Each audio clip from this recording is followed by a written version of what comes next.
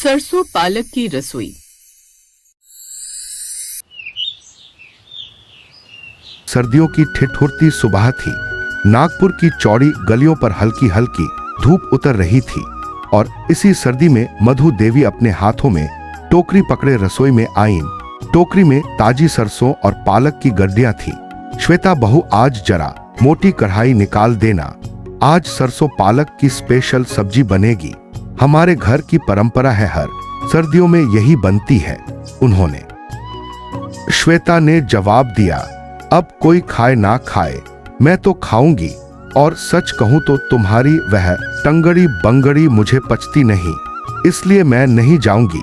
मधु देवी बोली, लेकिन हम तो वही खाएंगे माँ जी, हमें यह घास फूस नहीं खानी, तने कहा। और उस दिन सब तैयार होकर पड़ोसन मेरीना के घर डिनर के लिए चले गए। लेकिन मधु देवी ने अपने लिए बढ़िया सी भुजी बनाई और अकेले ही खाने बैठ गईं। फिर अगली सुबह जब श्वेता चाय बना रही थी, मधु देवी सरसों पालक की 2 बड़ी गड्डियां लेकर फिर रसोई में आ गईं। अरे बहू, देखो तो सही, कैसी ताजा सरसों पालक लाई हूं, आज पूरा घर खुशबू से भर। क्यों? श्वेता ने पूछा। सुबह का स्वाद ही असली होता है, आज फिर सरसों पालक बनेगी। सर्दी के दिन है, हरी सब्जियां खाने से ताकत बनी रहती है, और अगर तुमसे नहीं बनती तो कोई बात नहीं, मैं हूं ना, मैं बना लूंगी। मधु देवी ने जवाब दिया। माँ जी, यहाँ बात ताकत की हो रही है या आपकी पसंद की?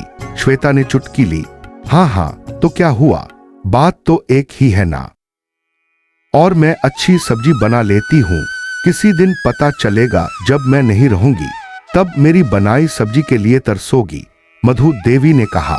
अच्छा, यह बताओ, मेथी, सरसों दाना और बाकी मसाले तो है ना घर में? नहीं माँ जी, वो तो कब के खत्म हो गए। श्वेता ने कहा। हे भगवान, कुछ मसाले नहीं बचते इस घर में।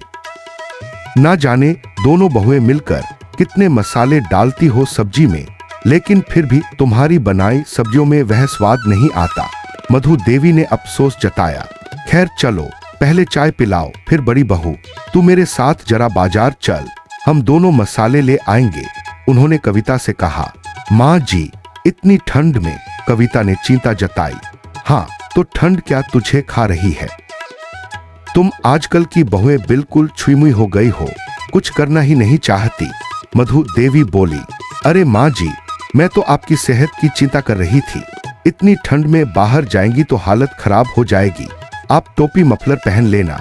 कविता ने कहा। हाँ हाँ, मुझे ज्ञान मत दो, तुझसे ज्यादा तजुर्बा है मुझे ठंड का, अब चलोगी भी? यहाँ ठंड में बाहर न जाने के बहाने बनाती रहोगी। देवी ने डांटा। कुछ देर बाद दोनों बाजार पहुंची तो सब्जी मंडी में खूब रौनक थी। सरसों की ढेरियां, पालक के बंडल, हर तरफ आवाजें गूंज रही थी। ताजा धनिया ले लो, सरसों पालक नई आई है, लाल मिर्ची किलो 50, घर तो घर, यह बाजार में भी सरसों पालक हमारा पीछा नहीं छोड़ रही। मधु देवी ने कविता से कहा। वे एक मसाले की दुकान पर रुकी। भैया, एक हाँ, वह सूखी लाल मिर्च तोल दो, मधु देवी ने ऑर्डर दिया। क्या बात है मधु बहन जी, इतने मसाले, लगता है आज कोई खास पकवान बन रहा है? दुकानदार ने पूछा। हाँ, सरसों पालक की सब्जी, मसाले अच्छे दे देना, मधु देवी ने कहा। ओहो, तो आज सरसों पालक की रसोई है? दुकानदार ने मजाक किया। आज क्या, माँ जी का बस चले तो रोज हमें यही खिलाती रहे, कविता ने फुसफुसाते हुए कहा। और फिर मधु देवी से बोली। माँ जी, हर बार इतना शोर क्यों कर देती हैं? पूरा बाजार जान जाएगा कि हम क्या बना रहे हैं। अरे, स्वाद छुपाकर थोड़ी बनाया जाता है। मधु देवी हंसती बाजार से सामान लेकर दोनों घर लौटी और सरसों पालक धोने का काम शुरू हुआ। ठंडे पानी में हाथ डालते, पानी तो बर्फ जैसा ठंडा है, काम करने में ठंड नहीं देखी जाती। और यह नौटंकी बंद करो तुम दोनों, जब देखो कोई न कोई बहाना बनाती रहती हो। मधु देवी ने डपटा। माँ जी, आपका क्या है, आप तो बस जनरल की तरह आदेश देती रहती हैं, श्वेता ने कहा। तभी श्वेता का फोन बजा। हाँ पारुल, बोलो, क्या सच कह रही है? अरे वाह, हाँ, मैं और कविता दीदी टाइम से आचा। बिल्ली ने चूहा देख लिया हो, ऐसे क्यों उछल रही हो देवरानी जी? कविता ने पूछा। अरे भाभी, बात ही ऐसी है, अगर आप सुनोगी तो उछल पड़ोगी। पारुल बता रही है कि मेगा मॉल में साड़ियों की बड़ी सेल निकली है। श्वेता ने खुशी से कहा। क्या बात कर रही हो, चलो चलते हैं। कविता बोली। नहीं नहीं, 11 बजे मॉल खुलता है, तब बोला है उसने। उनकी बातें सुन मधु देवी ने देखो तो दोनों कैसे घोड़े पर सवार होकर इतनी ठंड में भी जाने को तैयार हो गई। इससे पहले तो तुम्हें ठंड लग रही थी, सब्जी बनाने को कहा तो ठंड, बाजार चलने को कहा तो ठंड, लेकिन अब कहां गई तुम्हारी ठंड। तुम दोनों को अगर जाना है तो पहले बढ़िया सी सरसों पालक की सब्जी बना दो, फिर सबको नाश्ता करवाकर घर का काम निपटाकर तभी जाना मॉल, समझी। अब मैं चली, तब तक आराम करने। और हाँ, बाजार जाकर ठंड लग गई है बहू, एक काम करो, गर्मा गर्म कॉफी बना दो पहले मेरे लिए। और वह कमरे में चली गई। अरे बच्ची, क्या जरूरत थी माँ जी के सामने यह कहने की कि हम मॉल जा रहे हैं, अब बनानी पड़ेगी ना खुद ही सब्जी, चलो अब लग जाओ काम पर, श्वेता ने कविता से कहा। और दोनों बहनें सब्जी बनाने में जुट गईं कुछ देर। ससुर मनोहर ने पूछा। वही जो हर दूसरे दिन हमारे यहाँ सर्दियों में बनती ही बनती है, श्वेता ने जवाब दिया।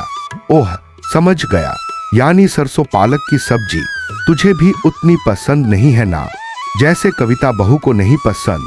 क्यों, सही कहा ना मैंने, मनोहर ने कहा। सच कहूं तो मेरा भी मन नहीं करता खाने का, लेकिन क्या करूं, तुम्हारी सास को पसंद है इसलिए मुझे भी यह पसंद है, श्वेता ने कहा। और मन मारकर सबने सब्जी खाई, लेकिन मधु देवी बहुत खुश थी। वाह वाह वाह, मजा आ गया, वह बोली। 2 दिन तक अलग अलग सब्जियां बनी, लेकिन फिर 2 दिन बाद फिर वही सरसों पालक देखकर ससुर मनोहर गुस्से से तिलमिला उठे। हद हो गई है मधु किसी भी चीज की, सर्दियों में 1000 तरह की सब्जियां आती हैं और तुम हो कि बस घूम फिर कर यही सब्जी खिला रही हो हमें।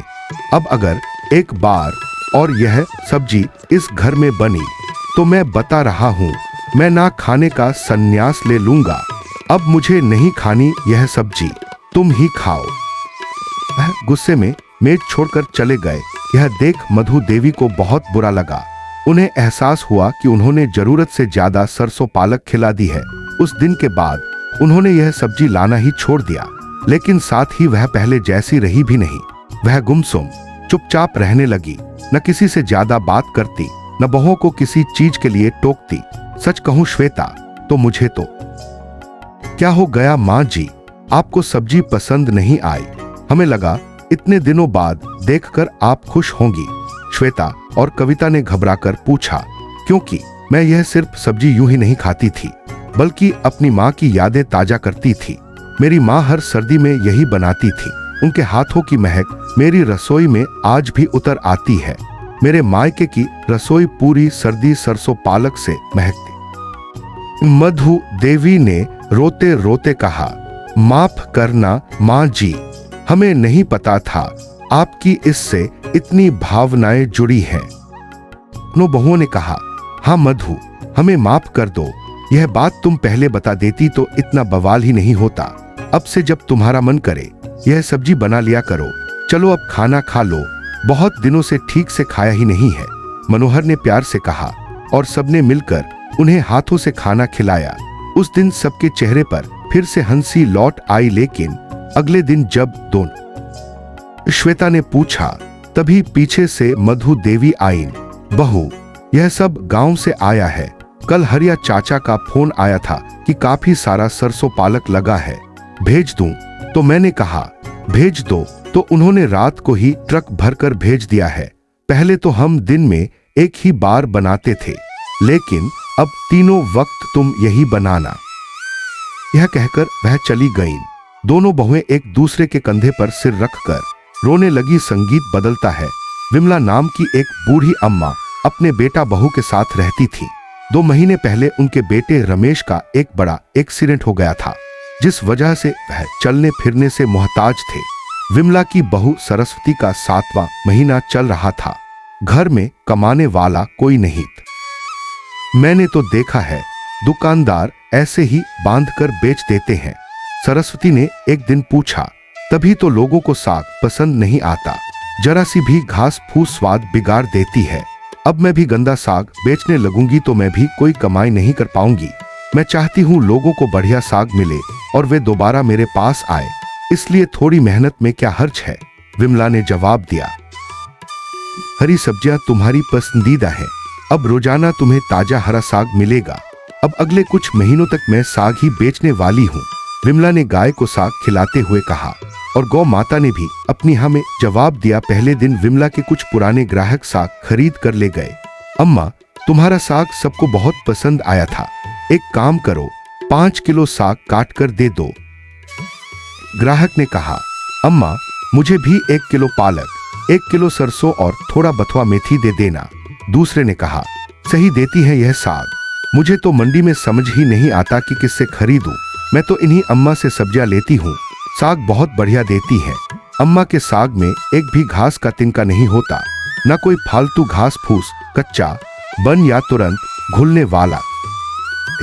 एक दिन मंगल ने गाय को डंडे से मारते हुए चिल्लाया, अरे ओ मंगल, क्यों गौ माता को मार रहा है? यह सब पाप है। गौ माता को मत मारा कर। विमला ने उसे रोका। अम्मा, तुम्हारी वजह से यह गाय सारा दिन यहाँ खड़ी रहती है। अभी मैं ध्यान न देता तो मेरा सारा साग खा जाती। फिर क्या तुम मेरे नुकसान की भरपाई करोगी? इस गाय को मेरी तरफ बिल्कुल मत आने देना। यह तो तुम्हारी उम्र का ख्याल आ जाता है, इसलिए कुछ नहीं कहता, पर शराफत की भी हद होती है। या तो इस गाय को यहाँ से हटाओ या फिर अपनी तरफ रखा करो।